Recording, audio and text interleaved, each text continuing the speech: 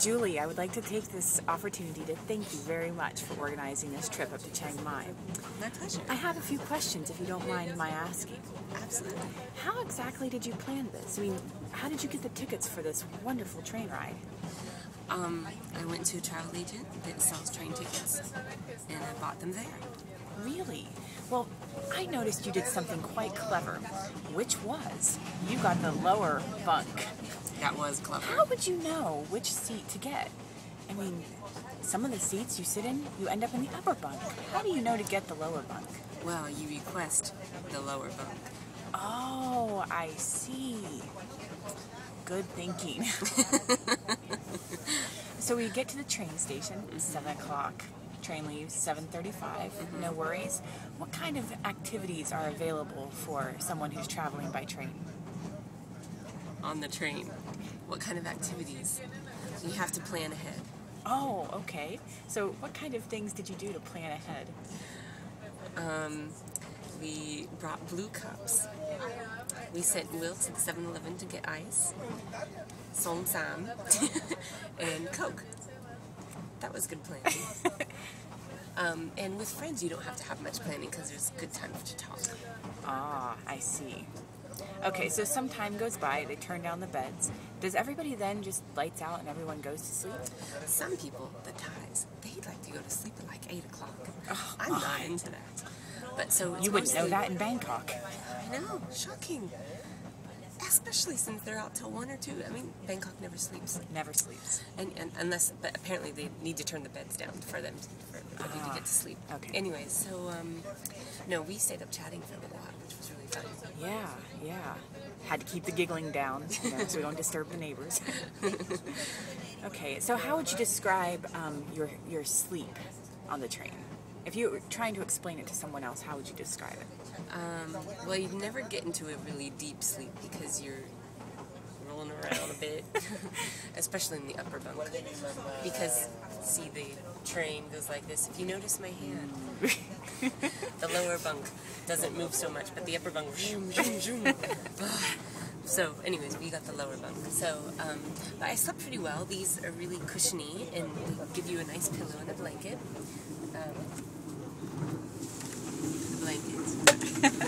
Pillow. And it can be a little bit noisy because especially if you go over a bridge. And then I noticed that as well. It makes a hollow noise when you go over the bridge. It gets loud. Or if you stop somewhere and the train comes to a halt, sometimes it screeches a bit. Or your neighbor snores. Yeah. Or the lady upstairs wrestling around bags. You wake up to bags. Anyways, that's okay. You know, But I just put in my earplugs. I have really good Or you earplugs. could take a sleeping pill. Yeah. That's what Will did. Yeah. But I was okay. Yeah, anyways. Okay. So, about what time do you normally wake up in the morning when you're on the train? Well, usually the people come and wake you up, which I think is extremely invasive. I mean, to open up my curtain and tell me get up. Like, who the heck are you? But that's how I usually wake up, because they wake you up because they want to turn the beds back in the seats. Even though I told my lady I didn't want that, I wanted to sit in the bed. Oh. And she was okay. She's a good lady. See? Actually. They're Still usually in the a bit more bed. insistent on that. Still in the seats. That person is still sleeping. On the lower bunk, it's easy to wake up when it gets light. Right. In the upper bunk. Because there's a nice window. Yes. Upper bunk, there's no window. And there's that light. If you don't have a mask, just don't sleep. Don't bother trying. It's terrible. But I always bring a mask. Oh, what about meals while on board a train? Meals, it's similar to airplane food. I think. Yeah. Of course, it doesn't come with it. You have to pay for it. Okay. Meal, like last night, we could have gotten a dinner for 150 baht, which is absolutely ridiculous. And our breakfast was about 100 baht, which is reasonable because you can't get it anywhere else. Right. I mean, but we could go out and get dinner before we got on the train. So that True. was Or we could have packed. We could have packed other food. That's yeah. true. But yeah, it's just okay. Yeah.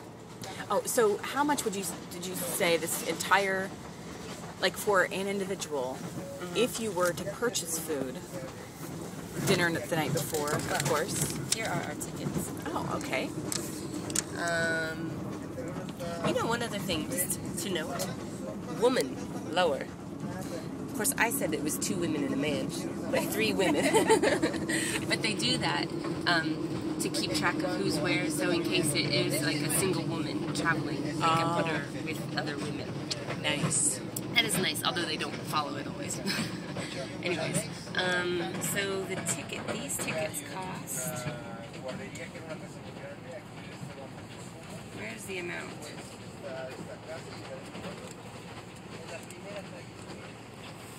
I don't see the amount on here. Oh, $841. Total weight 41. $841. Or for one? I thought it was 900 or something. But they charged us 50 baht to do it at the train, to buy the tickets at the Travel agent. rather than the train station. So including breakfast, so $841, $891, $991. Okay, 991 baht. So 1,000 baht. Yeah, 1,000 baht, which would be about $30. Right. Traveling for approximately 14 hours or so. Yeah. And it seems like we're going to be pretty close to on time. Yeah. On time, especially from Chiang Mai, or to Chiang Mai, it's often late. Ask Shonda about it. Yes, I will do that.